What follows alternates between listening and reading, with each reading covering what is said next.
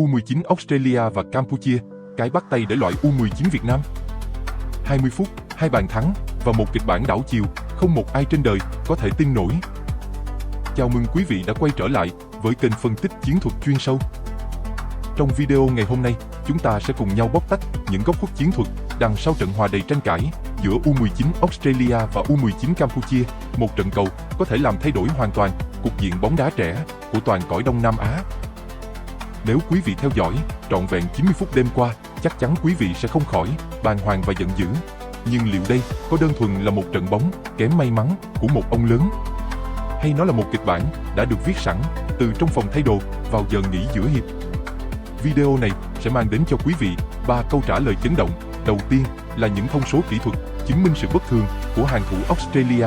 Thứ hai là những toan tính toán học của cả hai vị huấn luyện viên nhằm tạo ra một kết quả đôi bên cùng có lợi. Vào cuối cùng, quan trọng nhất là tác động trực tiếp của trận hòa này đến số phận của U19 Việt Nam. Hãy kiên nhẫn đón xem, vì những phân tích ở phần sau sẽ khiến quý vị thay đổi hoàn toàn góc nhìn. Trước khi tiếng còi khai cuộc vang lên, không một ai hoài nghi về một chiến thắng đậm cho đội bóng xứ chuột túi. U19 Australia mang đến giải đấu năm nay một tập thể vượt trội. Họ sở hữu những cầu thủ có thể hình vô cùng lý tưởng, cao lớn và mạnh mẽ. Thể hình tốt giúp họ hoàn toàn áp đảo trong các pha tranh chấp tay đôi. Bên cạnh lợi thế về thể chất, tốc độ của các cầu thủ chạy cánh cũng là một vũ khí thượng hạng. Họ luôn biết cách bóp nghẹt không gian chơi bóng của đối phương. Sự vượt trội này được thể hiện rõ nét qua khả năng kiểm soát bóng ổn định ở khu vực trung tuyến. Trong khi đó, U19 Campuchia lại bị xem là kẻ lót đường. Họ bước vào trận đấu với vô vàn áp lực và sự hoài nghi từ giới chuyên môn. Trình độ kỹ thuật, bản lĩnh trận mạc và kinh nghiệm quốc tế là những điều họ còn quá thiếu.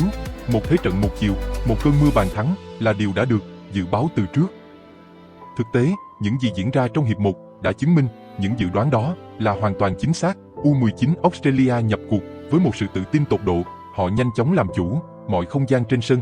Các tiền vệ trung tâm liên tục thực hiện các đường chuyền dài nhằm xé toạc hàng thủ đối phương.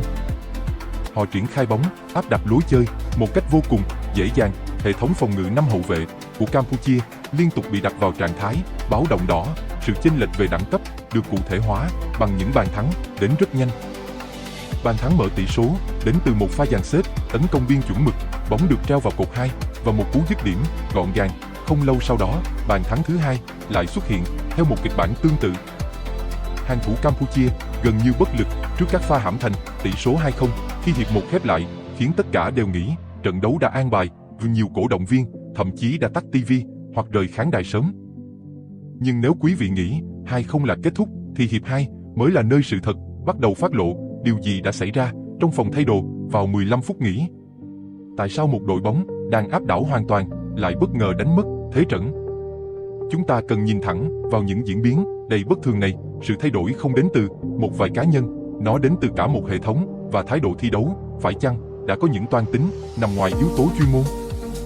Một đội bóng đẳng cấp như Australia không thể dễ dàng sụp đổ chỉ sau 15 phút. Những dấu hỏi lớn bắt đầu được đặt ra và câu trả lời nằm ở cách họ vận hành trong hiệp đấu thứ hai. Bước sang hiệp 2, bộ mặt của hai đội đã thay đổi một cách đầy kinh ngạc. U19 Campuchia bất ngờ dâng cao đội hình. Họ chơi pressing áp sát ngay bên phần sân đối phương. Đây là một quyết định vô cùng dũng cảm của vị chiến lược gia người Nhật. Họ tăng tốc độ triển khai bóng một cách chóng mặt. Sự tự tin trở lại trong từng bước chạy của các cầu thủ áo xanh, tâm lý không còn gì để mất, đã biến họ thành một tập thể hoàn toàn khác. Trong khi đó, U19 Australia lại chủ động giảm nhịp độ một cách khó hiểu. Họ không còn duy trì cường độ tranh chấp ở mức cần thiết. Các tiền vệ của họ liên tục chuyền hỏng ở những cự ly ngắn. Họ để lộ những khoảng trống mênh mông phía sau. Bàn gỡ 2-1 đến như một sự khích lệ cho tinh thần của các cầu thủ Campuchia. Đó là một cú sút quyết đoán ngay vòng cấm. Hệ thống phòng ngự của Australia gần như bất động trong tình huống này. Cao trào của trận đấu xuất hiện ở những phút cuối của hiệp 2. Sức ép của Campuchia thực tế không quá dồn dập, nhưng hàng thủ Australia lại liên tục mắc sai lầm. Những đường chuyền về đầy mạo hiểm, những pha phá bóng thiếu dứt khoát. Sai lầm nối tiếp sai lầm khiến người xem không khỏi hoài nghi. Phút thứ 72, bước ngoặt thực sự đã xảy ra. Một tình huống treo bóng không mấy nguy hiểm từ cánh phải. Hậu vệ Australia trong một tư thế hoàn toàn chủ động lại vụng về phản lưới nhà. Pha bóng quyết định ấn định tỷ số hòa 2-2 khiến cả sân vận động như chết lặng. Không ai có thể tin một kịch bản như vậy lại diễn ra ở một giải đấu chính thức, Australia sững sờ, còn Campuchia bùng nổ trong niềm vui vô bờ. Một trận hòa mang lại niềm vui cho cả hai đội bóng trên sân, nhưng nó lại để lại một dấu hỏi lớn cho giới chuyên môn. Hãy nhìn vào cục diện của bảng đấu vào thời điểm đó, một kết quả hòa có tỷ số cao là vừa vặn đủ để cả hai đi tiếp. Nhiều người đặt giả thiết về một sự toan tính, một cái bắt tay ngầm giữa hai chiến lược gia nhằm loại bỏ trực tiếp U19 Việt Nam, bởi nếu Australia thắng đậm, cơ hội sẽ mở ra cho đội bóng của chúng ta. Nhưng khi tỷ số là 2-2, mọi cánh cửa đã chính thức khép lại. Đó là một kịch bản đầy nghi vấn về tính trung thực của thể thao. Lòng tin của người hâm mộ đã bị tổn thương một cách nghiêm trọng. Nhìn nhận một cách sòng phẳng và đa chiều, chúng ta có hai góc nhìn hoàn toàn trái ngược.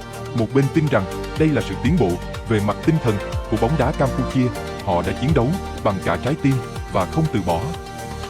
Nhưng ở chiều ngược lại, các chuyên gia chiến thuật lại nhìn thấy một sự buông lỏng có chủ đích từ phía Australia, một đội bóng lớn không thể phòng ngự ngây thơ đến như vậy. Sự sa sút trong hiệp 2 là quá đột ngột và thiếu tính logic. Quý vị nghiêng về giả thiết nào hơn trong hai luồng ý kiến trên? Hãy nhìn vào các số liệu thống kê về quãng đường di chuyển để tự có câu trả lời. Dù sự thật có là gì đi chăng nữa, thì hệ quả của trận đấu này là vô cùng lớn. Nó bộc lộ những lỗ hổng trong thể thức thi đấu của AFF. Việc không xếp các trận đấu quyết định diễn ra cùng giờ đã tạo điều kiện cho các toan tính tiêu cực. Bóng đá Đông Nam Á cần phải nhìn nhận lại công tác tổ chức. Chúng ta không thể đòi hỏi nền bóng đá phát triển nếu những giải trẻ vẫn xuất hiện những trận cầu đầy mùi dàn xếp. Bóng đá chỉ có thể phát triển bền vững dựa trên sự trung thực và tinh thần cao thượng. Thể thao, đó là bài học xương máu cho tất cả. Hãy để lại ý kiến của quý vị ở phần bình luận bên dưới video này. Ý kiến của quý vị là động lực để chúng tôi tiếp tục thực hiện những bài phân tích sâu hơn. Đừng quên nhấn đăng ký kênh và bật nút chuông thông báo để không bỏ lỡ những bài phân tích chiến thuật chuyên sâu tiếp theo. Cảm ơn quý vị đã dành thời gian đồng hành cùng chúng tôi trong video ngày hôm nay. Bây giờ, chúng ta hãy đi sâu hơn vào bản chất của các quyết định thay đổi nhân sự. Trong hiệp 1, sơ đồ 4-3-3 của Australia vận hành hoàn hảo. Họ chơi với một khối đội hình dâng cao cực kỳ đồng đều, sự liên lạc giữa các tuyến diễn ra trơn tru. Cặp tiền vệ trung tâm liên tục luân chuyển bóng sang hai biên, họ kéo giãn cự ly đội hình của Campuchia, khiến đối thủ phải di chuyển liên tục.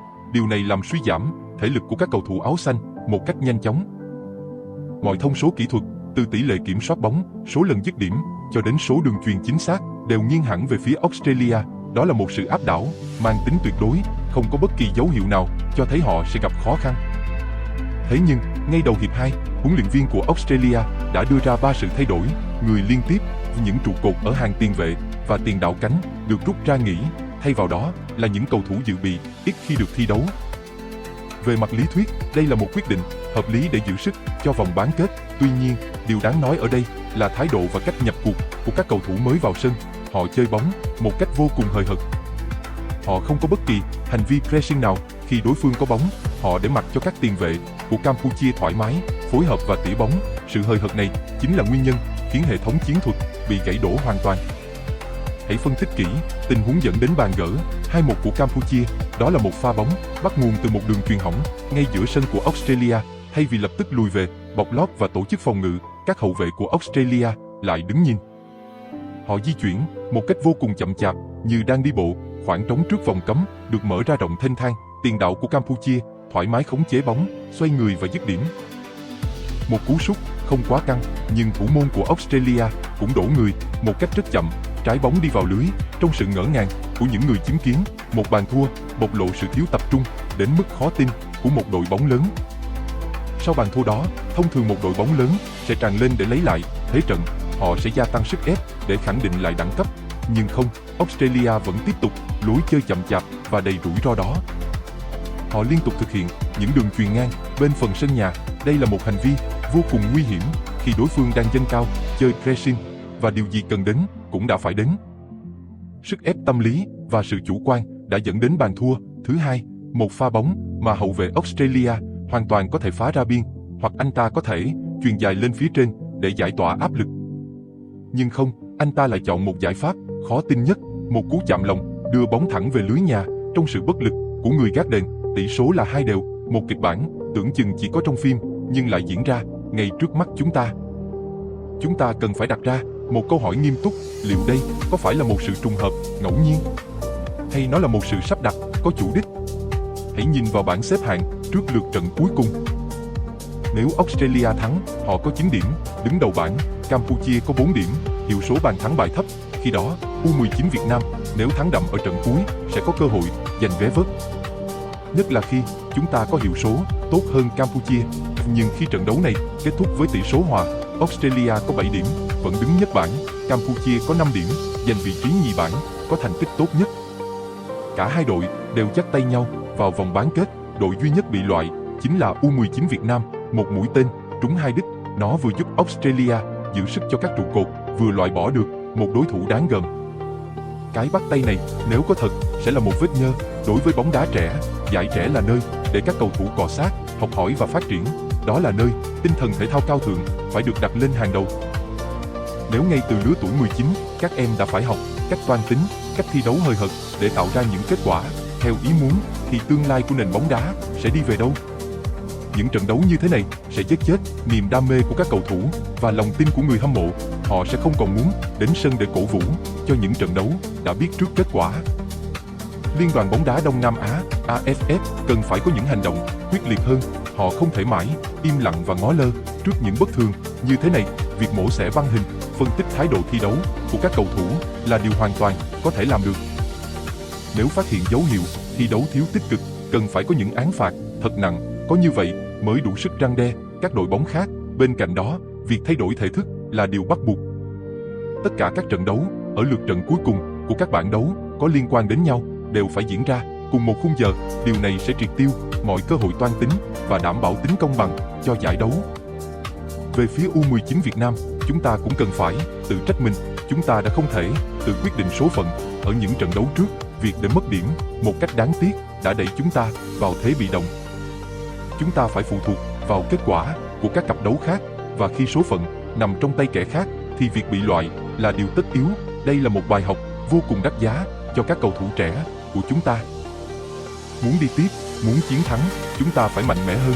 Chúng ta phải tự kết liễu đối thủ thay vì trông chờ vào sự công bằng của người khác. Dù sao, giải đấu cũng đã khép lại với chúng ta, nhưng những tranh luận xung quanh trận đấu này chắc chắn sẽ còn kéo dài. Bóng đá Đông Nam Á vẫn luôn là một vùng trũng với những câu chuyện hậu trường đầy phức tạp.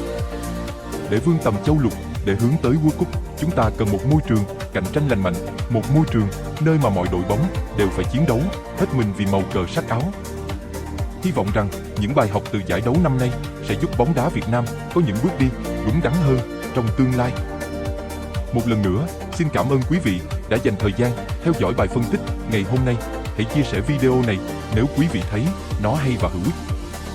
Hãy cùng nhau tạo nên một cộng đồng yêu bóng đá văn minh và hiểu biết. Xin chào và hẹn gặp lại quý vị trong những video tiếp theo.